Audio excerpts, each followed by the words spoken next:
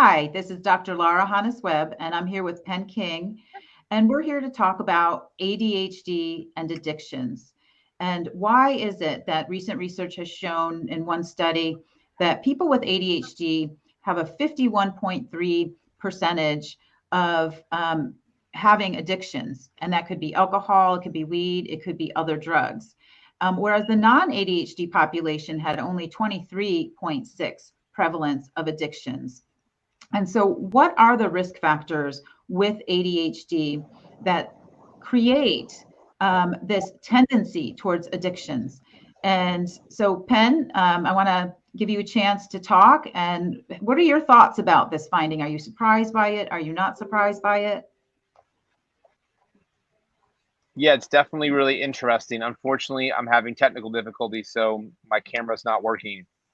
But I think that when you are processing things very quickly and your mind is racing and you're fairly hyperactive, I think that can cause you to have a lot of anxiety. And I think it's really easy if you don't have some of the emotional and kind of coping skills. It can be really easy to utilize something like a substance, alcohol, marijuana, or other substances to try to counteract some of those symptoms.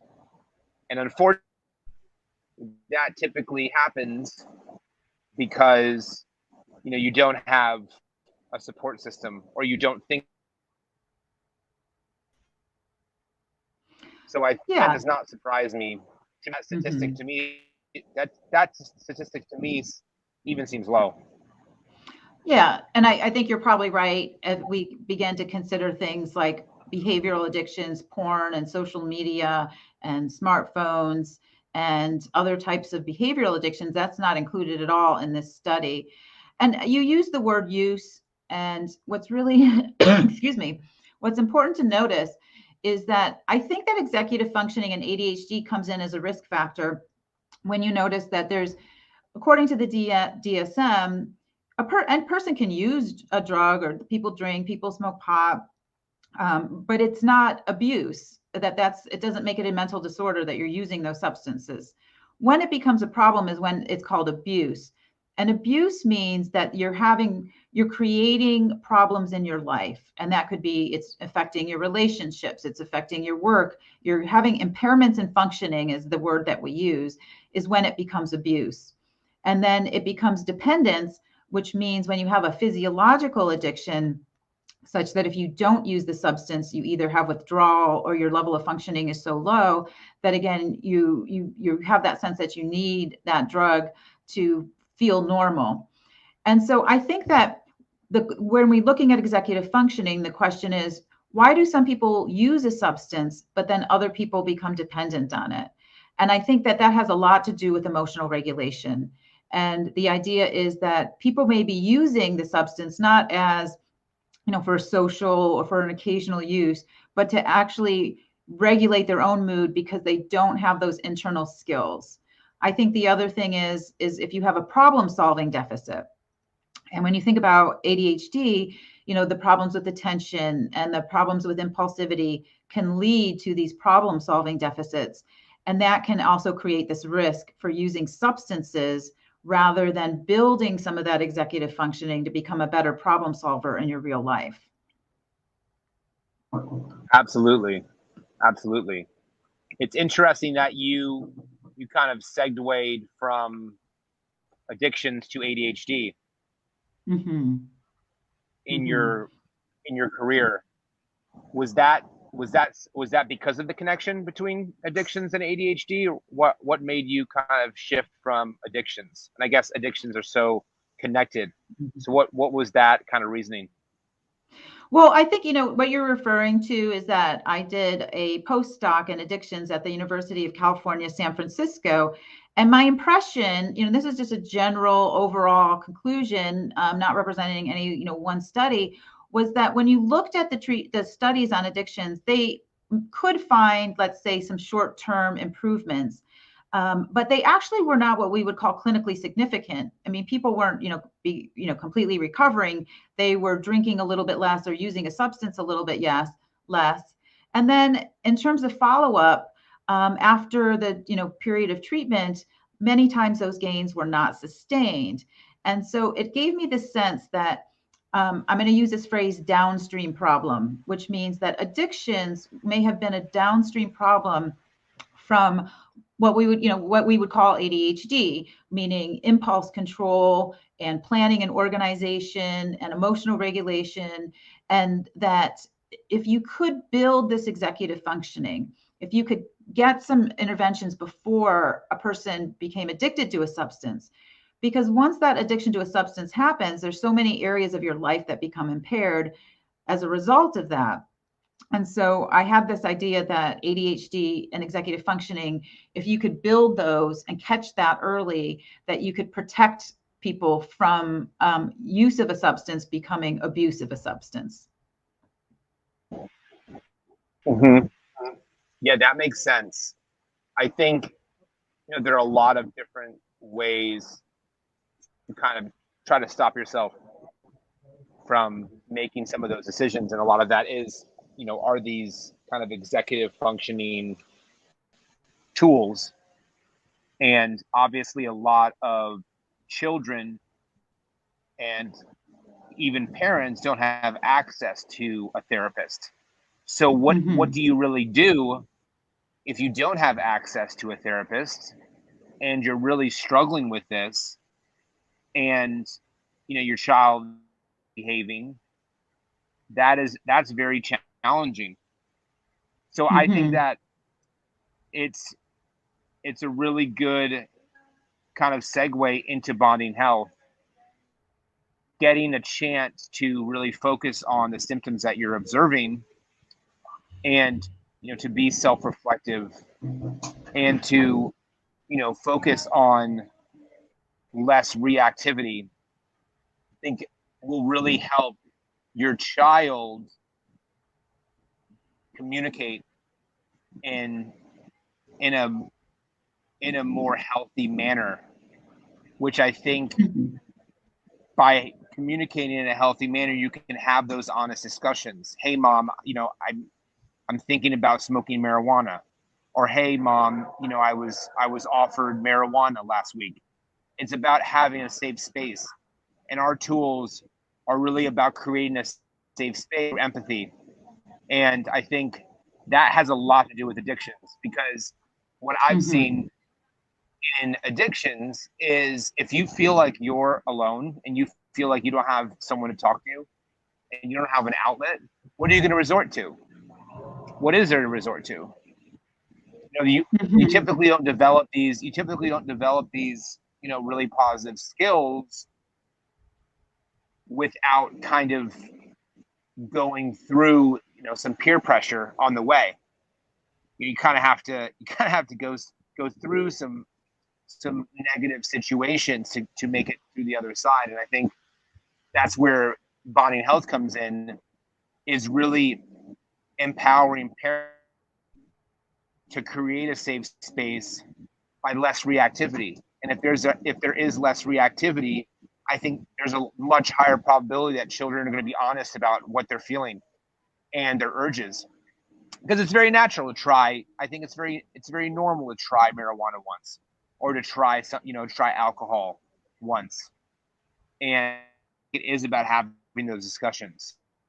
And what I've seen in successful parenting is when those discussions are out in the open and they're honest.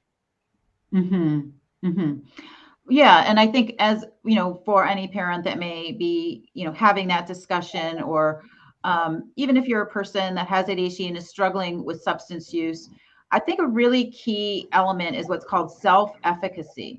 And it's a big word. And what does it mean? It means I know that I can be successful in life. And it's very similar to self-esteem, except for it means that you know that you have past experiences that will create success for you in the future. And so what this comes down to for parents is that instead of a blaming or a shaming approach, if you have a child, that's using substance, or if you're a parent who is using substances, we can't ignore that sense of having past successes in your life is a foundation of the treatment for ADHD, and that's called motivational interviewing. It's an empirically validated treatment for substance use. And so it's this idea that and it makes sense. You have to feel like you're capable of solving your problems and that you're capable of making your way in the world, so that you don't need the substances to either give you what they call, liquid courage or whatever you want to call it. So parents want to give their kids that sense. And one way that they can do that is, if there is, whether it's a behavior problem or whether it's a problem with actually using a substance, that one of the best ways for a parent to address it is through a problem-solving approach, rather than shame and blame and making it a interpersonal conflict. You want to open up those conversations and have your child feel comfortable talking with you about it, and not turning it into they're a bad kid, that what's wrong with you. Those kinds of things are not helpful. Yeah, I think a huge thing too is sharing your personal story. That was always very helpful. I think if you share your personal story, oh, well, when I tried it, it was, I felt, it didn't feel great the next day. And, I don't think it's a bad idea to try it. I think, I think you want to be cautious. Something, where it's kind of, you're creating this relationship, this friendship sort of with your child. That to me creates an additional safe space. They're going to be less likely to negatively react, especially ADHD children. They're can be typically rebels, and if you're telling your child, don't do this, don't do that, chances are they're going to do that. That's immediately what they're going to turn to. So I think there definitely is a psychological tactic and strategy when it comes to this. And I think it is quite authentic too. If you're authentic and you're vulnerable with your child, chances are that's going to create a meaningful relationship where they're going to say, whoa, dad's cool, or mom's cool. We had that discussion. That's a softer and more personal way of addressing it. And I think that's a great way to go about it. Yeah. So I agree with you. So again, kind of coming back to one treatment, which is called motivational interviewing, I talked about self-efficacy. Another component of it is what you were just alluding to, which is expressing empathy. And, every parent has their own values and their own culture and their own standards around, what they want to talk, how much they want to disclose their own element, and how much, some parents, when if they were hippies in the day, would talk to their kids about, oh, okay, well, let's talk about marijuana, because that what they saw that without so much, it was a part of that culture they had grown up in. And, different cultures have very different views about that. So I would never make a, standard recommendation. But one of the tools of motivational interviewing is called rolling with resistance. And what that has to do with, and that's also, similar to expressing empathy, that it could be, if you're a parent and your child is struggling as they've come out of COVID and they lost some ground and they haven't made it up, is really saying, let's talk about what you're feeling in terms of the losses that you had in COVID. You had an online education for a year or more. You were living in fear of a disease and couldn't go spend the night at your friends' houses, or you didn't get to have the social life that you dreamed of for high school, whatever grade they're in. There was a lot of losses there. And so expressing the empathy so that this will begin that process of emotional regulation. While it's true that many teens will, experiment or be exposed to drugs. The idea also, though, is that it should not be used as a way to regulate their emotions. So as a parent, you can be the person that helps them regulate their emotions so that they don't need the alcohol to feel, that liquid courage, and or need this,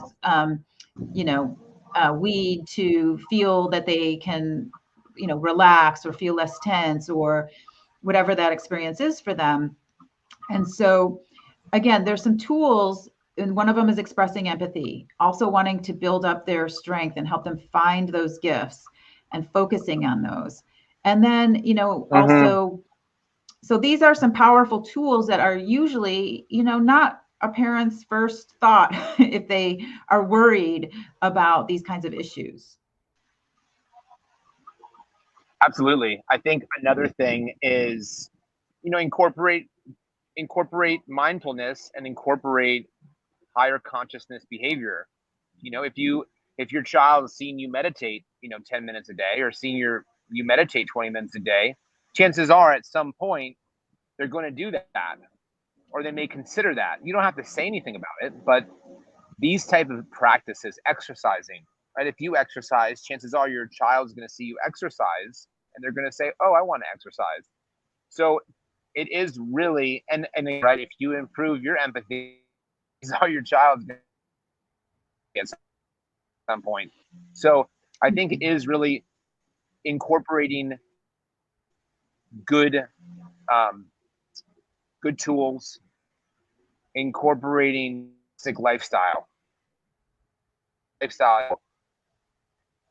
the elements that come into play. And so some other basic guidelines for emotional regulation for parents.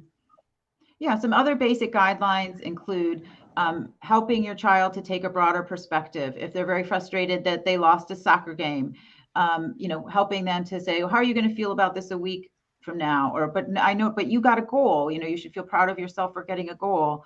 And also changing the way that, you know, children and parents, you know, where children use that self-talk, like, oh, I didn't get a goal, but I tried my best, and helping them to find positive ways of speaking to themselves and kind of giving themselves those pats on the back for working hard or trying hard, even if they didn't get the results that they wanted. These are some basic strategies in terms of emotional regulation, and also really having what's called emotional granularity, the most precise words that you can have for those emotions. One simple tool, which could, you know, maybe a parent could make a game out of, is you want to feel it to heal it. You want your kids to be able to name in the negative emotions, but you also want them to be able to change the channel and feel the positive emotions. So it could be, you know, what makes you mad, what makes you sad, and then you change the channel and you say, what are you happy about? What are you grateful for? What are you proud of? What are you excited for in the future? So, and you're giving them all these words that they can label these emotions. And when you use the positive emotions, you're actually helping them to access and value and find those positive emotions. Absolutely. That makes sense. In closing, what do you think is the most powerful tool in the toolkit for parents to utilize to try to prevent their kids from becoming addicted to substances? Well, I would say that one is what we're talking about is managing your mood, because if you think about it, many people use substances to try to make themselves feel better. And then the second one is building problem solving skills. And it seems so simple, but you know, for some people, they come up against a problem and they don't have the planning and the organization. And this is what the connection is with ADHD, or they don't have the flexible thinking to generate possible alternative solutions. And so really building some of the problem solving skills, which can be as simple as, you know, saying, okay, what's the problem? What's the smallest step I can take to solve this problem? And what's the next step? And creating a set of priorities for solving that problem, rather than being upset that you have a problem, really having some, you know, strategies for planning a way to solve those problems. Amazing. Amazing. Well, thank you so much, Lara, for this. Thank you, Penn. Fantastic. And I am excited to have my video working next time. Great. Okay, take care. Bye, Penn. Take care.